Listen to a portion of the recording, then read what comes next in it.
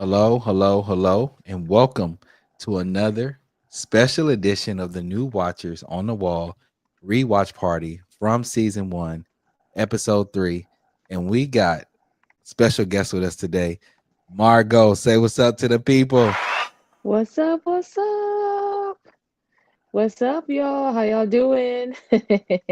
Incredibly excited to be with you all today. Tonight, Yeah, that's right. this Tonight. evening. Yes. Mhm.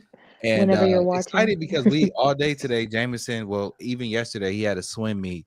So we got in and we made it happen. We toughed it out. Yes, ready to go live with the family because we always love meeting with the FROMILY and things like that. So leave a comment, just say hello to us real quick so we can shout you out before we get into this particular episode.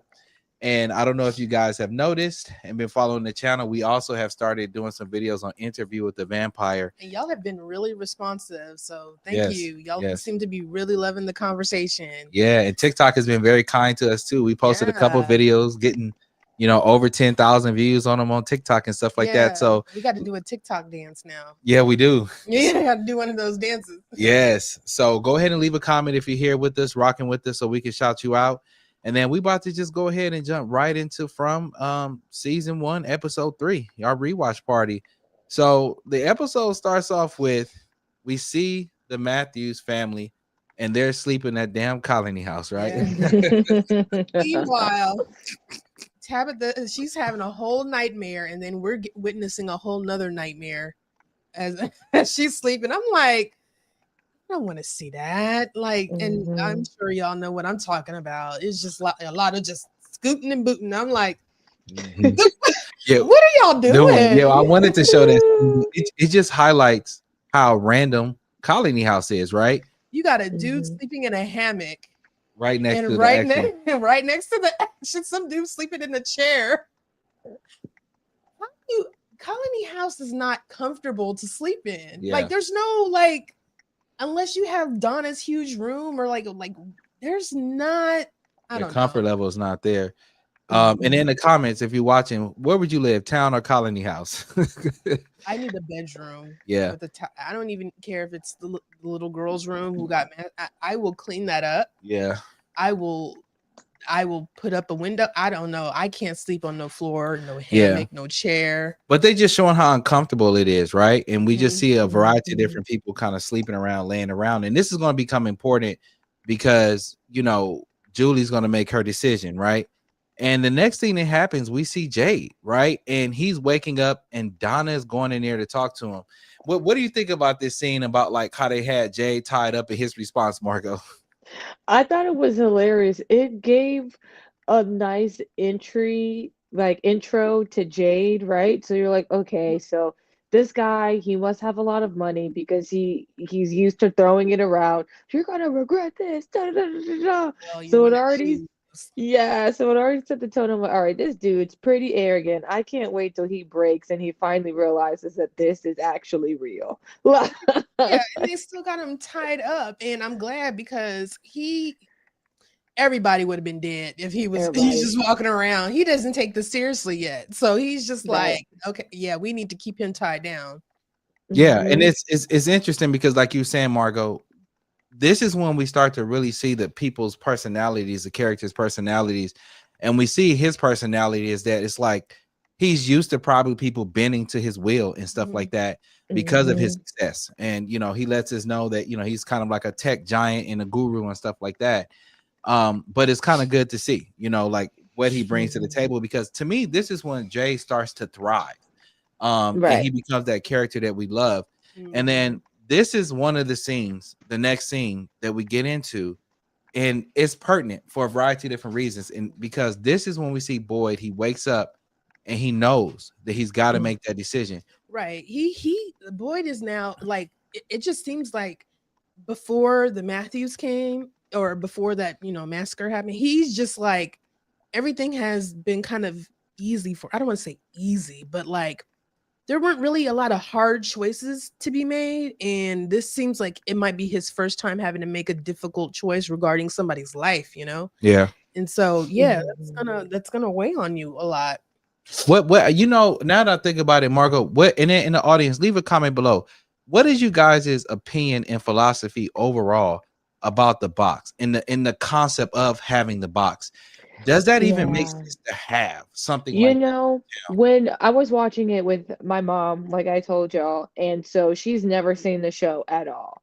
Mm, So when we were watching this episode and they were talking about the box, she was like, "Oh, so what's the benefit of it? Like, if you sacrifice people, do the monsters like leave you alone for a night?" And I was like, "No."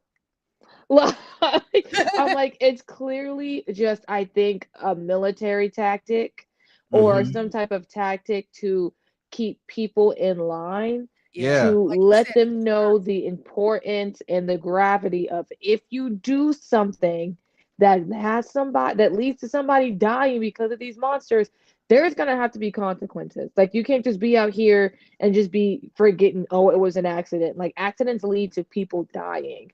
And so I Mm-mm. think they needed something like this to really hone in the gravity of the situation. but it's never been used, right? It's the first time it's being used, Yeah. and it's like Right. Father Koch said, you built a guillotine in the middle of the square, and now you don't want to use it. You can't build Yeah. something like that with the mindset of, oh, this is going to be a deterrent. People are going to take this seriously. They're not going to.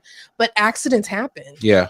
Yeah. Negligence happens. Mm-hmm. So Yeah, you have to but we be did learn from him that we learned from Father Cautry that remember he said, "Boy, you warned him countless times. yeah. We warned him countless of times." So it's not like he made one little mistake and it was Mhm. over. There was like things that led to this where it's like, okay, you kind of have to start following through. I agree Right. 100%. And the audience, what are you guys' thoughts? Leave something in the chat for us. What is your opinion, about the box, overall? And this is when we see he's going in there and he's talking to what is this guy's name? I'm sitting over here drawing a blank. It'll come to me. Dad number 2, I don't Yeah, I know, know. right? But he's talking to him, and it's basically like Boyd is like you guys are saying at that realization that he's going to have to make a decision, Mhm. and put him in a box and maybe follow through with it. And this is another scene here where we get a chance to see what Jade is all about. And Donna is trying to break it down to this dude, like, bro, Again, like, isn't this like the third time yeah, somebody's trying to like explain to him, like, no, this is real, my dude. Like, this is not a what do you call those? An escape room or whatever nah, Right. not at Not all. a fully immersive escape version. room. Yeah, no, That's no, that's exactly not what he it. thought it was. And then probably the number one scene that shows what he's all about Mhm. is when he walks outside a colony house and he steals the Yeah, bike. that was crazy. And He was like, "Oh, is that for me?" Like you're just assuming that it's for you. he's like, is it electric? Privilege. Do you have a scooter? No, Jade, we don't have a scooter. It's like, what does this man think is really going on here? And then, it kind of transitions to Ethan and he's looking out the window and he can see that boy in white. Mm-hmm. And once again, some breadcrumbs being kind of trickled down as it relates to different people's connection with the town. I And just want to say that I have on my pajamas in homage to Ethan's itchy pajamas. I I feel I love have like it. I mine don't on like too. itchy ones, so that's why I wore my comfy ones. There Yeah. you go. We don't want you itching like Ethan does, when he's in Colony House, right?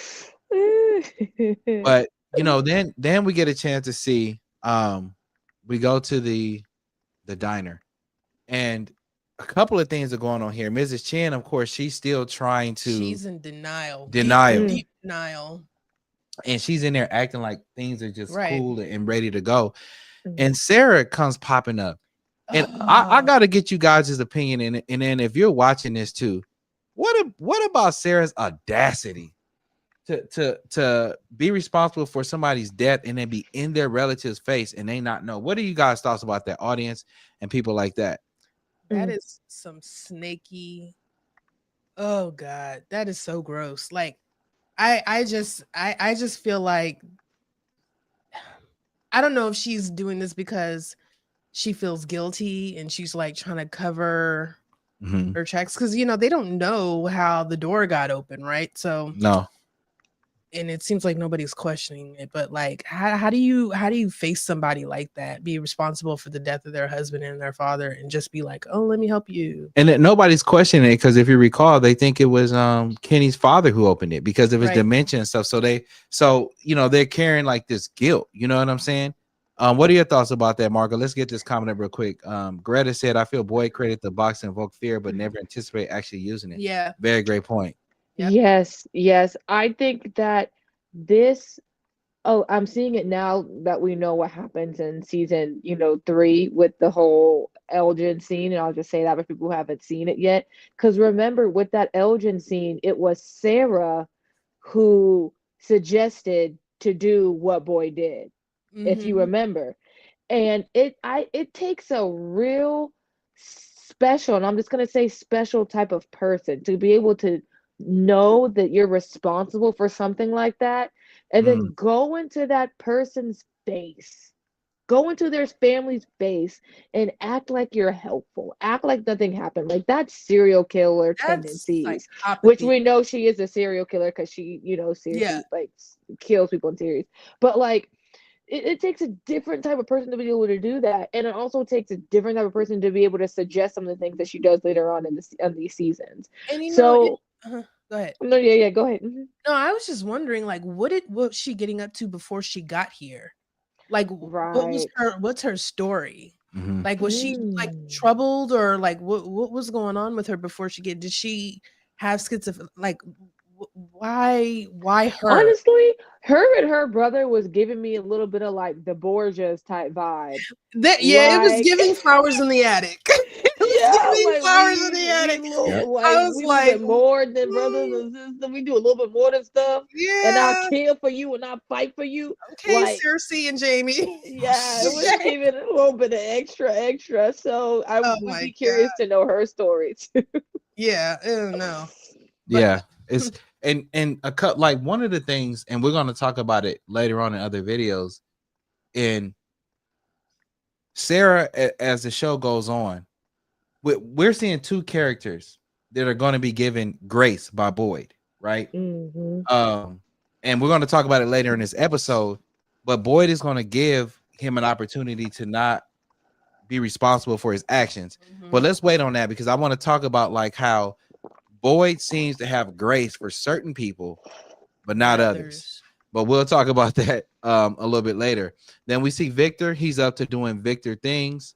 Um, and then Gothica said exactly. She said, "I'm glad I'm not the only one who thought that." Right. Yes, It kind of like, I don't know, something ain't clean in the milk. not at all.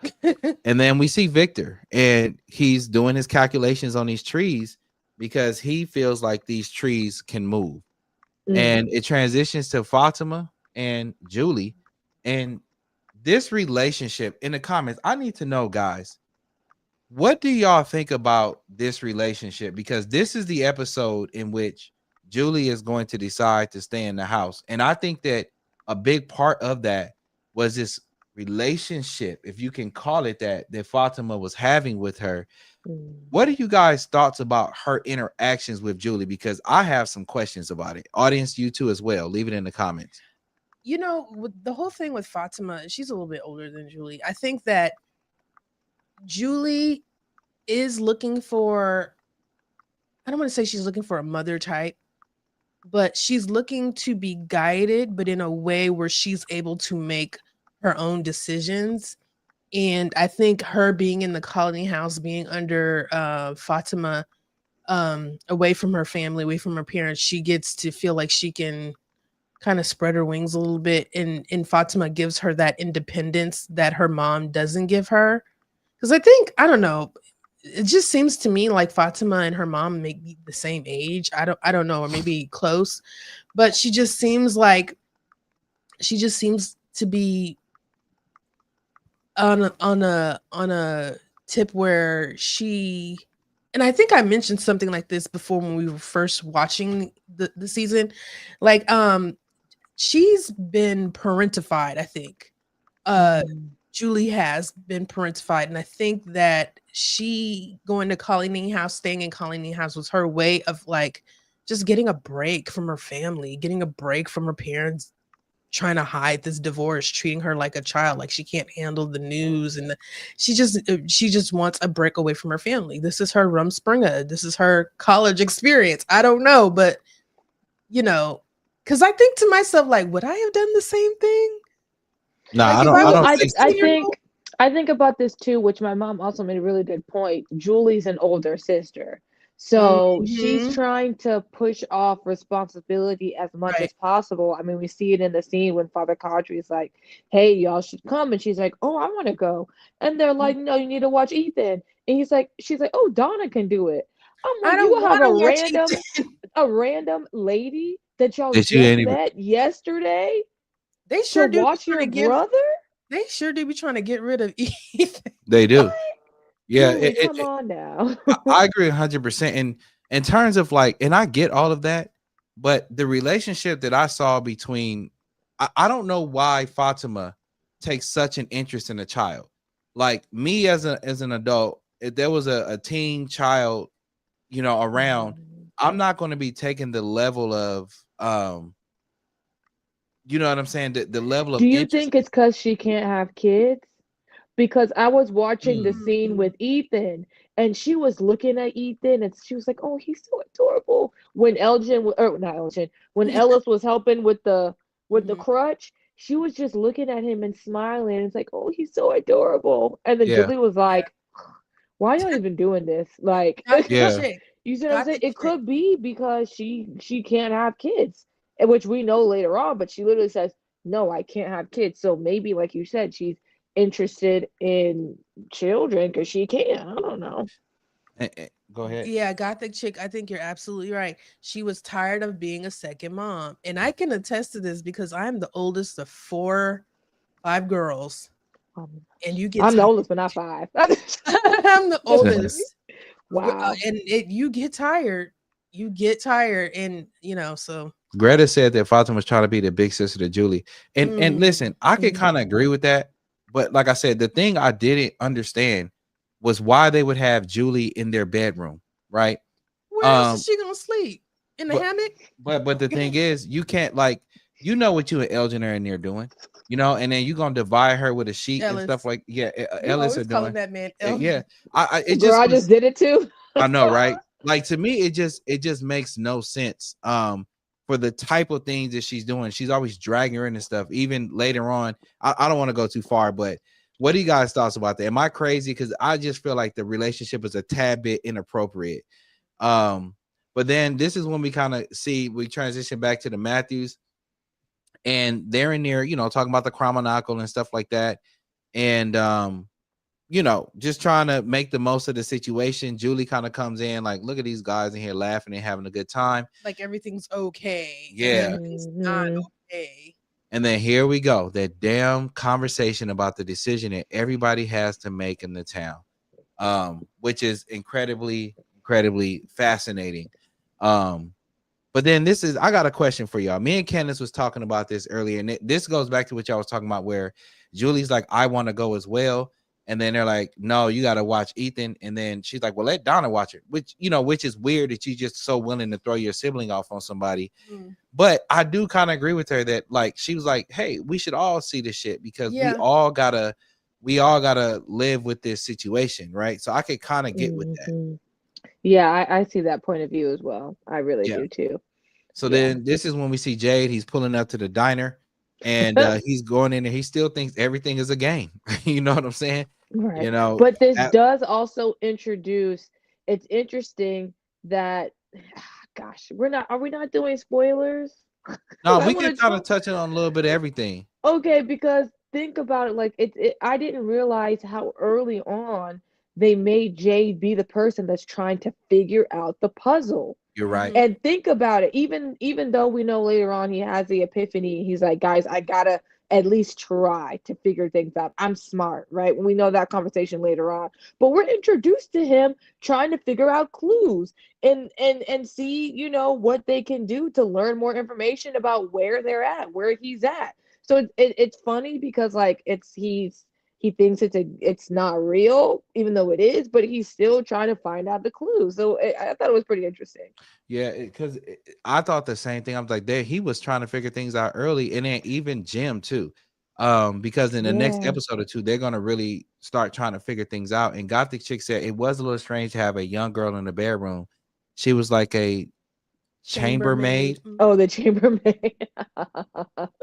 Yeah, because Oh, like she I wouldn't was. want a child in my bedroom. You know what I'm saying? Because I'm not.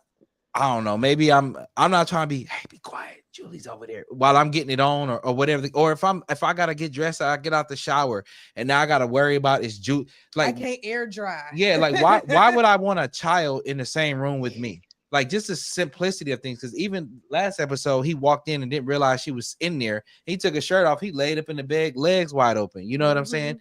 So it's just, I don't know. Draws. Yeah, just straight up drawless. Straight I up know draws. that man Oh don't- yeah, no draws, jeans and no draws. I know he don't wear no drawers. Yeah. You can't tell me. And That then was this no is when we see Sarah's brother comes over, and he's like, yo, you need to be at home resting, because he knows what she did. And if you're watching, like, what are you guys' thoughts? Is this guy obligated to tell the town what his sister has been up to? Because like I said, man, and Victor said it a while ago, and I'm going to talk about Sarah later on in one of my other videos I'm going to do. Sarah's the scariest mug in the town, man. Yeah. 1 million. She really, seems so normal. yes. And she gets that grace of being, oh A no, she's just YT, a helpless lady. YT girl who's, just serving coffee in the diner. She gets that pass. Yes. And Helgen didn't. She's allowed to be crazy, and others are not to be crazy. Say it. She gets to, and he is obligated, because number one, if that were me, if I was her sibling, I would be like, you know what, you need to go stay and convalesce in over there with Christy in the nursing home, because you're putting my life in danger. That's why Kenny's dad was there instead of in the house with them. He possibly could have put his whole family's life in danger because of his. So he did have an obligation to tell Boyd, hey, I'm worried she's hearing things. I mean, even if you didn't tell him, yeah, she left the door open. That's why Kenny's dad is dead. Even if you don't tell him that, just, she's hearing stuff. I caught her trying to open the window a couple of times. She needs to go convalesce somewhere. Yeah. And then I got a question for both of you guys and then the audience as well. This is when we start to see Jim and Tabitha, they're getting their tour. So my question to you guys, what did y'all think of that tour? Number one. Number two, why do you think it was fair for them to not clean that house up? Because they go to the house, they're in there, and then they get a chance to see that bedroom. Did they just forget? I don't like. No, that was intentional. Yeah, my question to the audience is, why did they do that? Do you think it was intentional? And if it was intentional, what do you guys think the purpose was? So I'll let you hit that one first, Margo. Audience, what do you guys think? Because I have some thoughts about that. Number one, yes, that was very intentional. And I based on how we hear Father Caudry respond to Boyd later on when they're talking about the box, and then later on in future seasons, right? Boyd is always the voice of, oh, there has to be another way to do this. Father Caudry's like, listen, which we see in season 1, 2, later on, there's no other way, Boyd. It has to be done this way. And I think that he explicitly left the blood there to show them, hey, I know y'all are new, but this stuff is real and it's serious and people die. And some people don't understand the gravity. Yeah. It's not a quick death. And some people don't understand the gravity of a situation that dire unless they see something like that shakes their worldview. Right. So he couldn't just automatically assume, okay, these people are going to be logical and listen, okay, shut the windows. Da, da, da, da, da. No, sometimes you got to do a little scare tactic and you got to say, this is, you got to show people the worst that it can get so that they make sure they do everything to not get to that place. Right. And so that's why it was intentional. That's why he showed the blood. And that's why he told Boyd it has to be done. And that's why Father Kadri always has these certain opinions, as we see later on in future Interesting. seasons. And it looks like Gothic Chick is agreeing with you. And Greta is also saying the same thing. They didn't clean it on purpose to let them know it is real. But can I ask y'all a question and play devil's advocate for everybody Okay. who has that opinion? The Matthews family is a family that seems like they're taking things very seriously, right? Now, if Jim was going to live in the house, I can understand leaving that thing like that. You know what I'm saying? I'm sorry, Jade, because Jade thinks everything is a freaking game. But Matthews seem like they're pretty on the up and up, like they're believing what's going on. So, or let me also ask you this: what if when they came and do the visit, they brought the children with them, right? Like they just happened to not bring them because Ethan's leg was hurt from the tree. Otherwise, and I would assume the whole family would have went. They just didn't want Ethan. Well, remember, Julie said, "I want to go," and then Father Kadri was like, and then Jim was like, "No, stay with the son." And then Father Kadri said something like, "I think that's best." Like he made a comment like that because he knew what he was about to show them. And then too, I don't think Ethan knows. He knows that they're monsters, but he doesn't know what they're capable of. I guess trying to keep him innocent in a way, from, because you don't having a 9-year-old that's like just, just that's traumatizing. Yeah. Right. Having a traumatized 9-year-old, that really complicates things. But I mean, if you're gonna show everybody what I mean, the adults seem like they understood it. I get it. I guess you want to make sure. And then we have a comment here. I don't know how to pronounce the name. I'm gonna just call you A or Savi.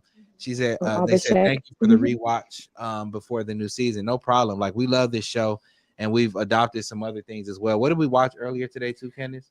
Talamasca. Yeah, so look forward to our video on that probably tomorrow because we're watching that right now. And then this is Greta said maybe as the parents it was for them to make sure. Very possible, very possible. Oh, right, because this is before the choosing ceremony, right? Right. That is true. Okay. Right. Now this is one of the things that like you know how like you can go back in retrospect because we've seen the show, but like when you kind of go back and you kind of think about things, we see Boyd, he's walking with this father, and I don't know why I keep forgetting his name. Put his name down if you remember his name. But it almost kind of reminded me of like your last meal that you get when you're on death row, right? You get a last meal. They ask you, what do you want to eat? All of that kind of stuff. And I feel like that's what Boyd is giving him because he's like kind of walking them around. They're kind of reminiscing. He's like, this is her favorite spot that she used to hang out. Let's get this comment in. Maybe as the parents, it was for them. Okay. And she also said house was secured at night considering what just happened. Yes. But kind of giving him a chance. But we are starting to see Boyd during this time, he's starting to reflect and starting to like kind of crack about really wanting to follow through with what he said he was going to do. Like I said, it goes back to what we were saying, and we don't want to give too much of it away, but it is just very funny to me how some people, and as you go along, how some people are given grace. And the thing is, this is an adult, a grown man who put his family at risk because he chose to get drunk the night before, because he chose not to nail the window shut. But Boyd was still going to give that man grace. But then it transfers to, we get a chance to see Ethan. They've kind of hooked him up with a crutch. This is also another opportunity for us to see that budding relationship between Fatima and then also Julie. And then it transitions to Jade, and he's talking to Kenny, and he's not taking any of this stuff serious. He doesn't think that this is a real situation, right? Kenny is really trying his best to get this man to like realize that this is not a game. Yeah.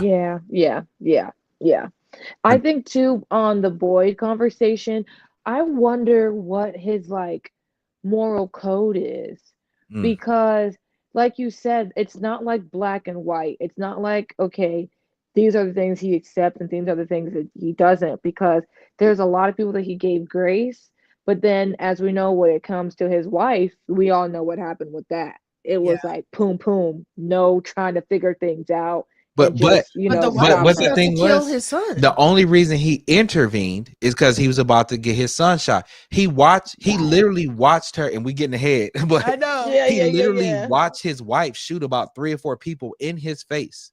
But it wasn't until he's about to shoot his own son, that's when he was like, all right, I gotta do something about that. Yeah. Mm-hmm, And also, mm-hmm. too, I think now that I'm thinking about it, he probably, did that to Elgin because Oh, look at this. Look at this comment.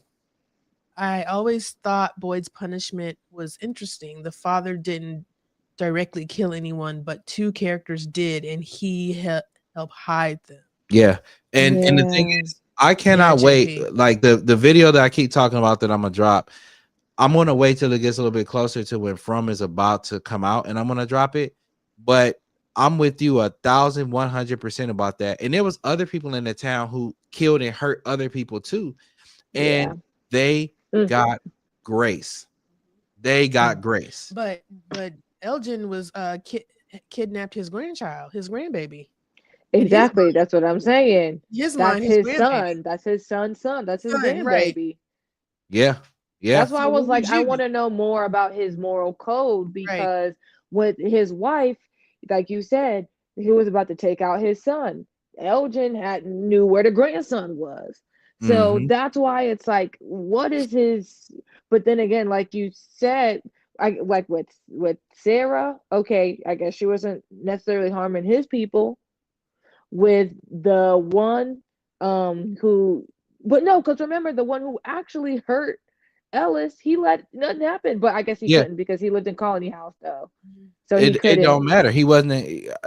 He stabbed him. Almost killed him. It was a lot Yeah, of people that it did was a a lot lot. of things, Yeah, and it was a Jokers lot. got mad grace. You know what I'm saying? Yeah, yeah, And then yeah. this is when we Mm, see Victor. He's looking at those trees and stuff, and it's funny to me. Like when I was watching their interactions between Ethan and Victor, Victor didn't give a damn about Ethan, and I used to like. I kind of forgot about that. Victor didn't give a damn about Ethan until Ethan said, "I saw that boy in white." Then Victor's whole demeanor changed about how he was then going to interact with Ethan. You know what I'm saying? And he was mm-hmm. like, "Oh, now it's like he cares about let's see what JP said. I can understand Fatima and his wife, but I'm still confused about Sarah. No blood relation to her, and she killed someone very close to him." I don't know, man. I can't call it.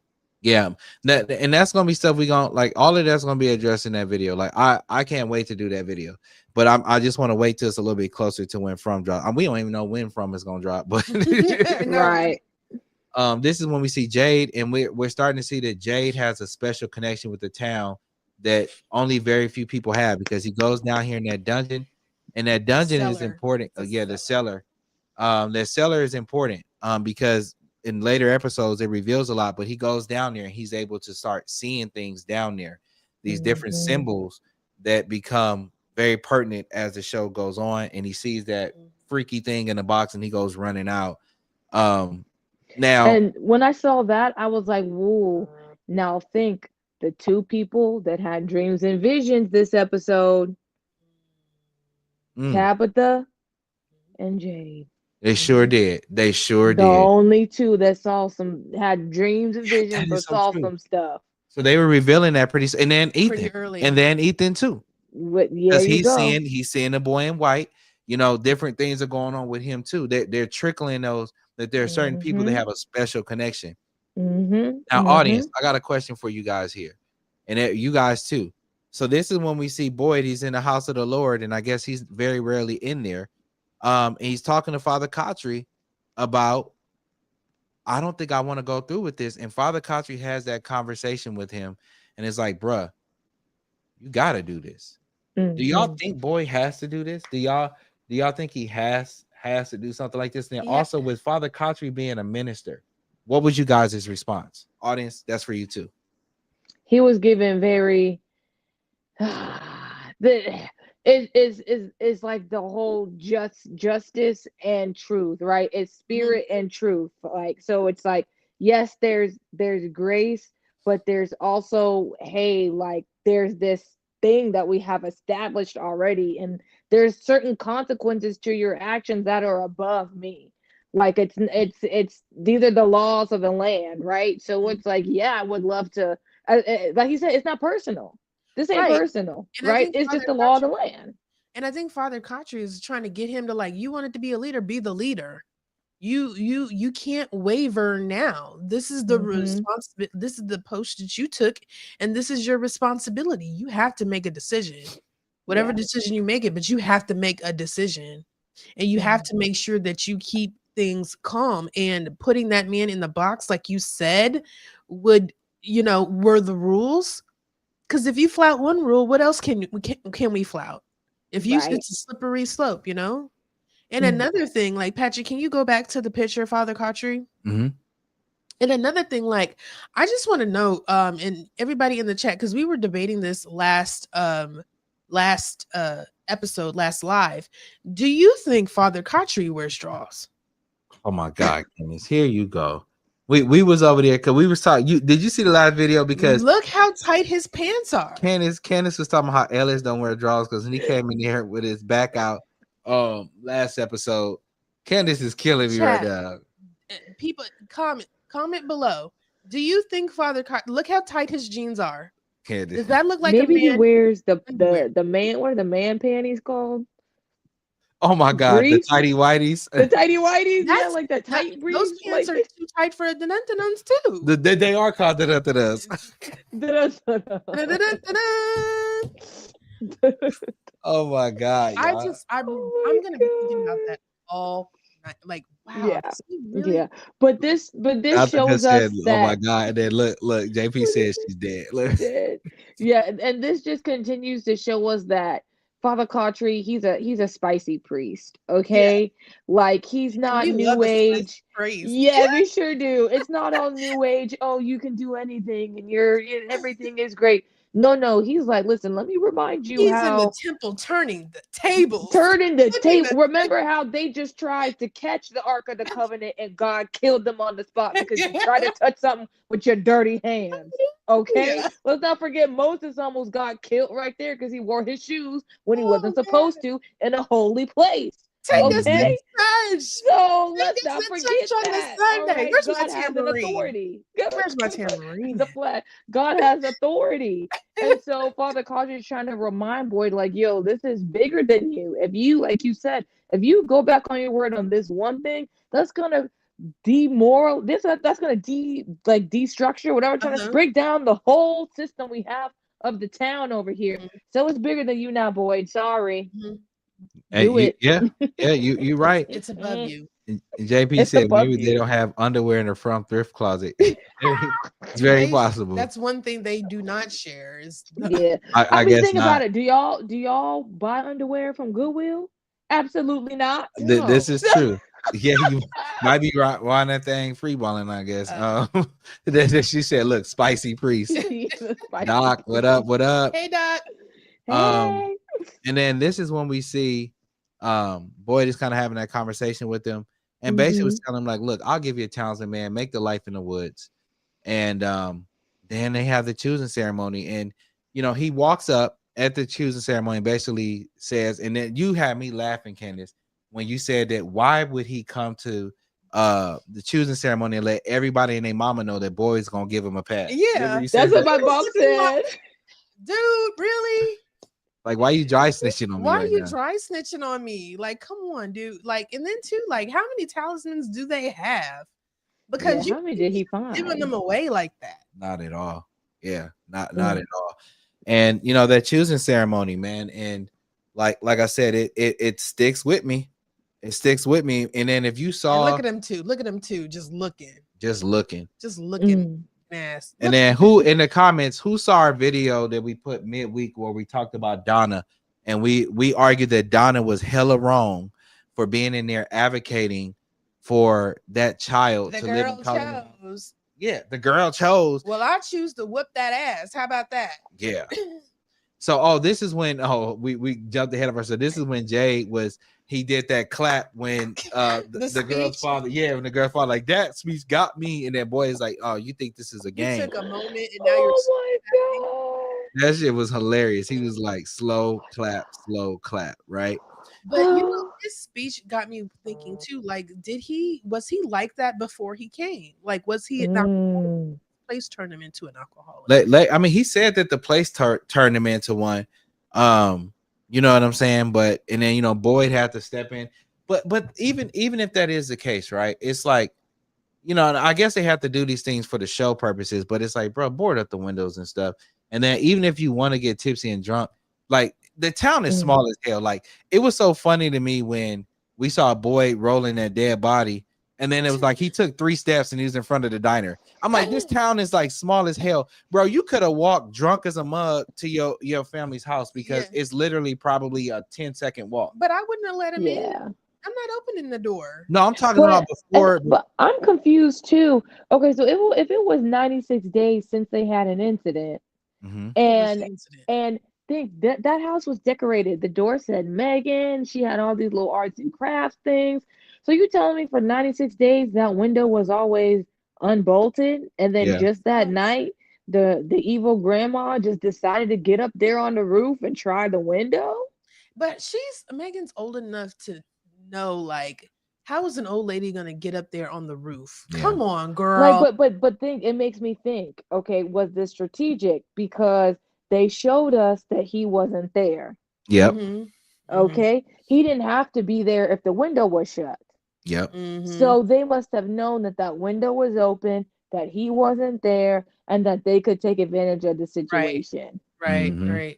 And it's crazy too. Like, they let him sleep in the bar. I'm sorry, if I'm the bar owner, nobody's sleeping in the bar. Yeah, especially you're not sleeping in here with me, because inebriated people, y'all know. And then also too, what responsibility does he have in this too? Like, you saw this dude was drunk as a skunk. You know what I'm saying? And you just kept pouring and pouring and pouring. He's so drunk that he can't even get up. Yeah. You know what I'm saying? Like, so what is your part in that? Why as well? Isn't the bartender going in the box? Because why is he accountable too? He was just as accountable. Right. And you knew he wasn't drunk. Because you were like, oh, Lauren. I said, and he knew he wasn't drunk. He said, oh, Lauren's gonna be mad at you again. Or so he said something like that. Yeah, so like, why this is a pattern. Keep giving him stuff? Yeah, that's crazy. And then Gothic chick said, I say the mom was at fault too. I agree, because she could have boarded it up too. Yeah, she could have nailed it. Yeah. And then really, to be honest about it, if I was in FROMILY, to be honest about it, and I had children her age, we're probably all sleeping in the same room. 1 million like, honestly, like, in all honesty, you know what I'm saying? Like, maybe when you're a teenager, you can sleep in your own room. But like, if you're like her age, she looked like she's what, 5, 6 or something. Baby, we all sleeping in the same room, so that there ain't no mishaps and stuff like that. You know, and that goes down to parenting, man. It seems like parents in fucking FROMILY don't know how to parent. It's like they come to FROMILY and they just lose their mind. They just want to drop their kids off to people and just leave them. Like, well, hey, maybe they chose these specific people who treat their kids like that for a reason. Because think about what they did to the kids back when. That is very true. Hey, now that you said it, it's supposed to be a cycle. Yeah, because remember, we always talked about, when we first started reviewing this show, we always talked about how the Matthews, they was always like just leaving their kids with people, leaving them go, and they just wouldn't. They never had eyes and hands on their kids when it was appropriate, and it was just like they were just so lackadaisical with letting them go here and go there. I'm sorry, you're gonna have to fight me. My child is not going to no colony house. You gonna have to fight me. Yeah, right here, like when Julie was like, no, you're staying with us, and Donna opened her mouth and said, she's chose. I would have hopped over this motherfucking log, that this thing, and I'd have beat the hell out of Donna. Like, you are not about to tell me what my child going. What you gonna say, Candy? No, I was about to say the same thing. We're gonna double team that ass. Yeah, like, I'm hopping over this thing. Boy gonna have to get me off of you. And then look who's she, and then she goes, cuddling in the arm of Fatima. The Well, first Yeah, right on weird. Fatima. Care of her. We'll take and when he said that, when he was like, Ellis is over there, he'll take care of her. In my mind, I'm like, yeah, Ellis Yeah, P he will gonna take care of your her. motherfucking daughter. You know what? Fatima, I bet Fatima was a I'm trafficker gonna get my before she charger. came here. She seems like she was just a human trafficker. Listen, okay, Oh because no, that maybe it that's seemed just too strategic. yeah. In her lacy It blouse. was too targeted. Look at this. Like heifer. what? That mess is wild. That's Yeah, that was crazy. so. That was. Hand it to me. Plug up, sitting over here, going hard in the paint. Put my earphones back in, but yeah. So then we see her, with that choosing ceremony, and then guys, I need to know in the comment section, y'all, with this choosing ceremony stuff. Like, any parents in the house, in the chat, if you're a parent, I want to know what you was doing. If Donna was Margot's a parent, she got that new baby. But it's just, to me, like, the vibes that Fatima was doing, and we're gonna do a midweek video about Fatima that I think you guys are gonna enjoy. But the vibes that she just gives, you are just way too interested in this child. You know what I'm saying? And then when boys like, oh, my son's over there, he gonna take care of her. Yeah, he gonna take care of her. She in that room with that sheet dividing them, Being and they taken care of. yeah, all and they right. share Oop. everything. Yeah. And then this is when we see Yeah. Kenny. Yeah, they sharing everything. This is when we see Kenny. He shows Jade his buddy, and he's like, "Look, bro, this is not a game. Your brother is really He's dead. And He's he gone. still didn't, when he saw the body, he still didn't believe it. But when he smelled the body, dead body, he was like, oh. Yeah." And Gothic shit said family stays together. Like, to me, like, if somebody would have told me that you guys are living somewhere where there's monsters that kill people, why would I want to be with anybody that I don't know thoroughly? Like, I would be with my family only because I need to know I'm with people that is riding or dying. You don't know these people. I'm not about to go with, like if something happened right now and we got to defend ourselves, I'm not about to just team up with a stranger I met 5 minutes ago when I have the option of teaming up with people that I know for quite a while. Why would you want to team up with randoms? Like, it makes no sense. You know what I'm saying? And then this is when we see they walk our buddy to the okay. Well, let me play devil's advocate real quick for Julie. Go for it. Okay. Devil's advocate. We know later on that Julie knows about her parents' divorce. Yes. Right. So she could be thinking, and she said, you guys made this RV trip like the last hurrah before. Just go ahead and tell us what the heck is actually happening. You're not okay after Thomas. It affected the relationship. And you're doing all this stuff. We didn't need that. Just be honest, y'all ain't trying to be together anymore. So I think in Julie's mind, she's thinking, well, my parents, let's cut this family act anyway. We're not even real family because y'all about to get a divorce. So y'all go over there and be there for Ethan. I'm gonna go over here and enjoy teenage and doing all this other type of stuff because we're not a family anyway. Y'all trying to hide that you want to get a divorce, and that's it. That's my devil's advocate. Did we ever find out how Thomas died? No, Yeah. we have. We found out later because remember she dropped around. Thomas. Yeah, She dropped Thomas off of the counter. Remember? Yeah, she turned around because The phone somebody rang or said something. something. Yeah, and then he fell. It was an accident. Yeah, it was an accident. Once again, they're goddamn parenting. Well, yeah. But then this is when we see they put him in a box, and I shouldn't even say they put him in a box. He put himself in the box because Boyd was willing to let this man go. Let me ask you this, Patrick. Yep. If this happened, because you have a wife and a child, if this happened and what he said about I have nothing else to live for, the two most important people in my life are gone, would you put yourself in the box? The thing is, I wouldn't have put myself in that situation. Well, that's first true. Of all, but I'm gonna go with you. Like, honestly, I don't think I would have. I don't know. I don't think I would have put myself in a box. I would have doubled down to do as much as I can to be an asset for the community. That's probably what would have been my mindset. I'm going to try to figure out and be an asset. Are we trying to escape?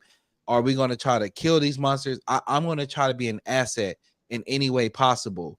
How are you gonna be an asset when you let your family get murdered?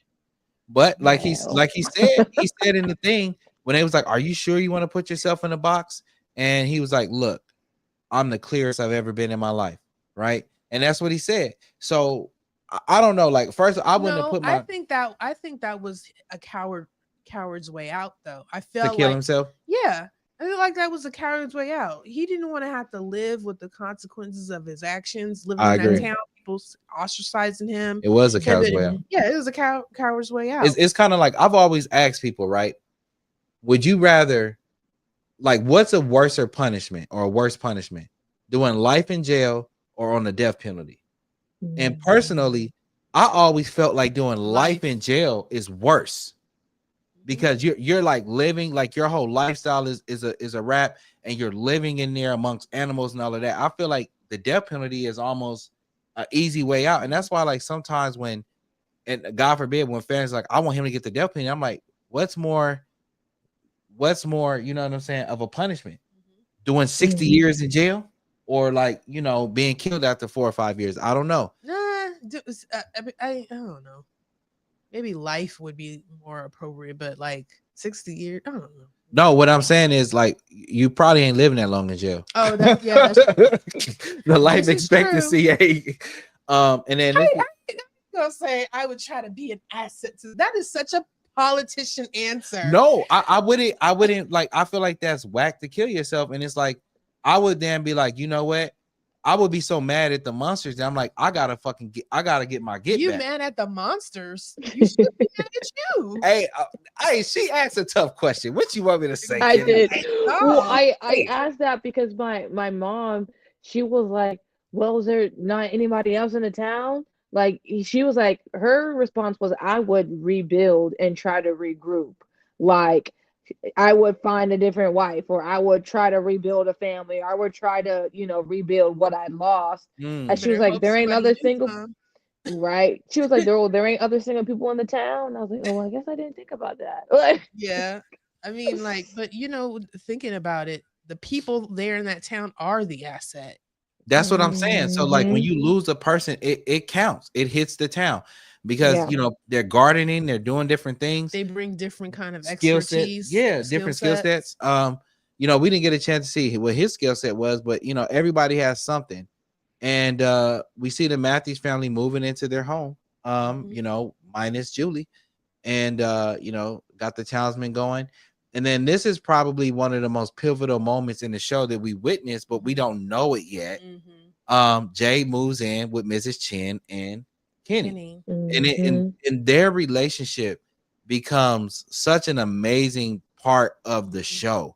You know what I'm saying? Like one of the probably the most meaningful, relationships in the show. Mrs. Chen deserves so much better. She did. She deserves. Gosh, just watching her, Yeah, it's sad. Woo! And then we see the Tough. colony house. They're having a fucking celebration because a minor then moved into the house with them. And I'm sure all the men are like happy to toast. Because my thing, if I went in colony house, I'd be like, y'all don't think this is weird? Yes, a child. I'm like, nobody thinks this is weird. Nobody. And then like I said in our video midweek, can you leave it in the chat if you saw our video midweek? You don't know what these people were before they got here. They got to the town. And we've said that so many times before, how we felt like there's certain people in the town, like for example, and I keep saying about Fatima, like it wasn't until she got pregnant, she had no interest in leaving the town. And something about that is weird to me. Because life is easy. Yeah, life is easy. And I now that they have the townsman, it's a chill life. You know what I'm saying? You growing your weed, like there's no responsibility. You don't have to have a job. And then this town gives you a chance to reinvent yourself. If you were a bad person outside the town, and we saw Father Kotri, like later on in the season, we discovered that Father Kotri was on some foolishness. And then some things happened in his life in Fromville forced him to go back to his religion, but he was a different person. The town allows you to reinvent yourself. But I got a question for the audience and a question for you guys, because this is basically how the episode ends with the dude in a box. So this is one of the last slides. My question to you guys and my question to the audience as well. We argued in our video midweek that what we saw with Donna and this child made no sense, because Donna is such a person that kind of does things by the books, and it seems it's very rule oriented. And I honestly just would have thought that Donna would have ruled on the side of the parents when that situation was going on. I don't think Donna, I don't understand why Donna was so excited to get her in the colony house. What do you guys think about Donna's personality, and did that moment fit how we see her act with the people in the colony house and the leadership role she has? I think Donna just wanted to be an asshole and object to Boyd. I was literally gonna say that exact same thing. It was just a pride thing against Boyd. Yeah. I don't think it was anything deep. And these evil ass smiles that they just give. Look how creepy they look. All of them look creepy. You know what I'm saying? Like, you got this child and Ellis and Fatima are just looking like, yeah. You know what I'm saying? Like I don't care what nobody say, man. That they had some motive things going on with why they wanted Julie up in that house with them, and then to strategically place her in their bedroom. You're gonna stay with us. Why she can't stay in that room Jade was all tied up in? And then this is where we see the boxing. It's almost like he felt like for a minute he was like, okay, I think I'll be okay. You know, like yeah, he probably was rethinking them thoughts when he decided to go up in that box. You know, crazy situation, you know. And let's talk. Let me hear y'all's viewpoint about, because we have a similar scene later on with Randall, right? And just think about the different ways that these men handled this situation of being face to face with these monsters. Like, yes, Randall had a talisman and this guy didn't, so he knew he was gonna die. But just, I still think think how Randall handled these monsters when he didn't have a talisman, when he had to go face to face with them to help, you know, the others go away. Yes. It's just really interesting to see, and it just makes a supporting claim to what you said, Candace. This man was a coward through and through. The town didn't make you this way. The monsters didn't make you this way. You were a coward. You've been a coward, because if you came to your senses, you would have faced this a different way, like Randall did. To be honest, Randall ain't scared of nobody. We saw that early on. He's not a coward in any sense of the word. And so when you see somebody like that, and you see somebody like this, it's like, sir, the town didn't do this to you. You were already like that. I don't think the town changes you. I think the town exposes you. Just like they say, I mean, you know how they say, like, when you're dating, you're one way, and then you're married. Like, marriage, like, doesn't really change. It exposes some things that y'all didn't deal with when you were dating. Like, that's what I think the town does. It exposes certain characteristics and things about people that they either had underlying in the surface that they never brought up. That now it gets exposed because of the town. Yeah. I like that a lot. And Gothic Chick said they could have at least waited a week, because no one knew the rules and the habits of that place. The ceremony came quickly. That is a very valid point. That's a great point. No trial run or nothing. She said, what'd she say? I said no trial run or nothing. Just nothing. Choose you a didn't side. Get a chance to see the town or anything like that. That is bananas, and that is crazy. You know what I'm saying? That's a great point. You know, you didn't get a chance to know anything. No. You didn't. That is really, didn't get a chance to learn anything about the town, learn the people or anything. And then it goes back to what we were saying about Fatima, how she was so quick. She knew she had to be so quick with her interactions with Julie. Every time you turned around, she was with Julie. You know, like finding her. Hey, what you doing right now? Oh, I see you got that on. Like, because she knew that they had to choose, and she wanted to get her on their side. You know what I'm saying? Like, that is a great point right there. That is a great point. So to wrap this thing up, guys, how many townsmen would you give this episode? Do we want to do out of 10, or do we want to do out of 5? And audience, we want to hear from you too. What's our litmus? 5 is too much. I mean, 10 is too much. All right, so 5 townsmen. Yeah. How many would you give it out of townsmen? Let's see. Let's get this last comment, and that'll give us a chance to think about how many will we give. And the audience, we want to know what your score is too. Said Randall, Julie, and Marielle for sure are going to be really important in the next season. Yeah, I could definitely see that. Definitely see that. And I agree 100%. and I'm curious to see like where that's gonna go. I saw someone do a video about story walkers, and I think we might do a midweek video on it, because they claim that there's a theory out there that there's another story walker in the town. But wouldn't Boyd be a story walker as well? Nah, like, because he can't. That is kind of crazy, because he is kind of going back in town, like in time and stuff. But you know what? It's making me think, how did Julie go back? Well, she went to the same place that Boyd did to go back in time. Yeah. Right. So he could be. But they saying it's not Boyd though. But I don't want to ruin our midweek video. I'm gonna send it to you, Margot. Okay. Like, it's very interesting. Gothic Chick said a 5. Okay, so yeah, it was a really good episode. It was a really good episode. I'd give it a 5 too. I'd give it a 5. What you giving it, Margot? I would say 4.2. 4.2 because I feel like it's a 5 if you watch the rest, if you're caught up. Oh, yeah. So, like I said, like the little subtleties and the nuances and how they're showing us things now, we realize it now because we've seen everything that's out. So that's why I'm like, I give it a 4.2 because it'd be a 5 because we already know. But if I'm just watching it, I'd be like, okay, cool. This is a little bit of filler episode, slow episode, I guess. Like, you wouldn't really pick up on what they're showing you. I like that's interesting. I'm gonna go with like a 4.5-ish. But every time I watch an episode from this show, and this is one of the reasons why MGM probably has this thing on Prime. Season 1 is like an amazing, the pacing, the character introductions, the acting, it is top tier. Like, there's very little that you would say, like, we can argue about what the characters do, like, why did Donna do that?